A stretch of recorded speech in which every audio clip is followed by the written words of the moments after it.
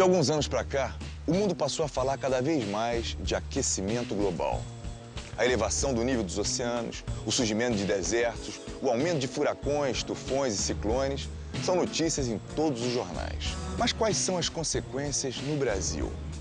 É isso que essa série vai discutir nas próximas 6 semanas.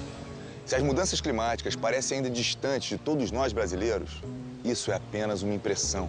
As consequências estão cada vez mais evidentes e mais próximas.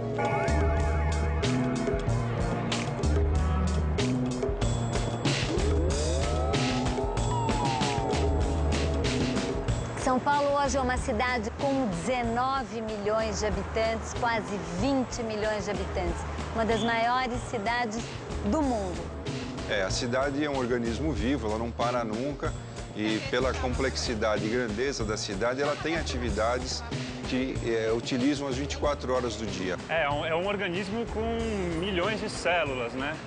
Então essas células, elas podem ser cancerígenas e se replicarem de uma forma alucinada em atos de barbárie, de degradação da cidade, ou elas podem ser células que vão se multiplicando ali, espalhando atitudes mais interessantes para a vida de todo mundo.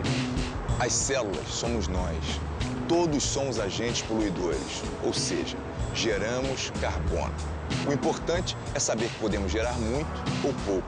Os nossos atos fazem, sim, muita diferença. Qualquer habitante de uma megacidade já deveria saber o que é mudança climática. Bom, chamava-se São Paulo da Garoa. Cadê a garoa? A temperatura do centro pode ser 5, 6 graus mais quente do que na periferia. Porque há 10 anos atrás, a gente falava em aquecimento global, a gente já falava como se fosse uma coisa que iria ocorrer 50 anos depois. E o que a realidade está demonstrando, surpreendendo inclusive a comunidade científica, é só olhar o degelo do Ártico e parte da Antártica, que nós estamos vivendo já o problema do aquecimento global. O número de dias com chuvas muito fortes, hoje, nessa década, no Sudeste e no Sul do Brasil, é 25% maior do que os 50 anos atrás. As consequências já existem hoje. Por que São Paulo tem enchente? Porque nossos rios foram todos ocupados. As áreas de várzeas foram impermeabilizadas. A marginal do Tietê, por exemplo, é um absurdo, totalmente retificada para dar prioridade ao rezinho de 4 rodas e agora tem enchente. E o fato de que ele é um canal, isso aumenta a velocidade da água, então aumenta a velocidade com que essa enchente pode acontecer. Chuvas intensas são o principal fator de desastre natural no Brasil, o principal fator de desastre natural no Sudeste, em particular nas grandes cidades. As cidades brasileiras, elas não estão preparadas nem para os eventos climáticos de hoje. Se somos células capazes de multiplicar ou não o caos, todos nós já deveríamos estar pensando no uso mais responsável do principal fator de emissão de carbono nas cidades, os automóveis. Apenas na cidade de São Paulo, essa de 10 milhões de habitantes, nós temos 6 milhões de automóveis. E hoje a cidade e a população que mora na cidade, ela é dependente do automóvel. Às vezes dependente num ponto que mesmo quando tem transporte coletivo razoável, de boa qualidade, o sujeito não usa.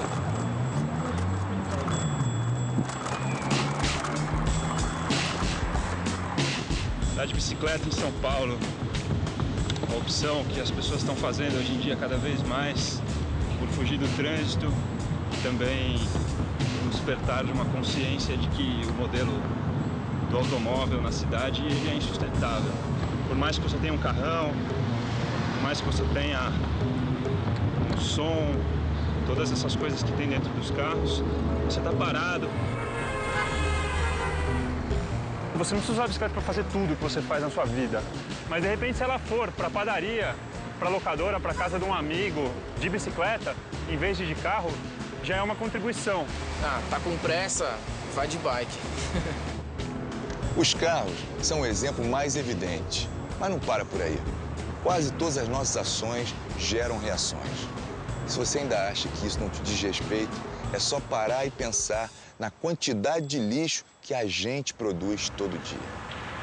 25% das emissões de São Paulo vem do metano produzido nos nossos 2 grandes aterros sanitários. Eles recebem 15 mil toneladas de lixo por dia. E mesmo bem controlados, os aterros sanitários produzem o gás metano, que é um potente gás de efeito estufa, 23 vezes mais potente do que o CO2. A cidade de São Paulo saiu na frente e assumiu um programa de metas de redução de emissão de gases de efeito estufa. Um esforço para tentar minimizar os danos à natureza causados pela cidade. É um conjunto de ações. A que mais surpreende é a solução dada aos gases produzidos pelo lixo. São Paulo conseguiu captar 100% do metano dos 2 grandes aterros, dirigir esse metano para 2 usinas de geração de energia elétrica, e essa energia elétrica é distribuída na rede de São Paulo para 700 mil habitantes.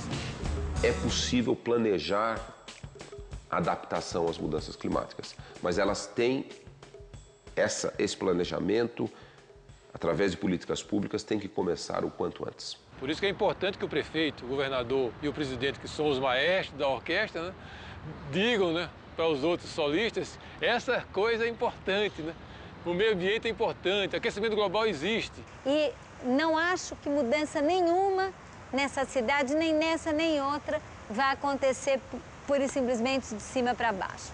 Acho que para acontecer uma mudança tem que ter intensa participação dos cidadãos, não só em termos de adesão, né, mas em termos também de participação da formulação de como isso deve ser feito e pode ser feito. Soluções existem. Hoje já tem muita gente pesquisando, discutindo, propondo, mas eu, você, nós precisamos pressionar e também atuar. Atuar no nosso dia a dia, na nossa vida, multiplicar as células benignas desse organismo que é o nosso planeta. Você pode começar já entrando no blog desse programa. Dê a sua opinião, poste um vídeo, mande uma foto. Discutir é o primeiro passo para resolver o problema do aquecimento global. Na semana que vem, você vai ver as consequências das mudanças climáticas na agricultura brasileira. É de assustar. Porque, olha, essas plantas aqui, numa época dessa, elas estavam desgalhando de café. Olha para você ver. Isso aqui, com certeza, é incidência de calor.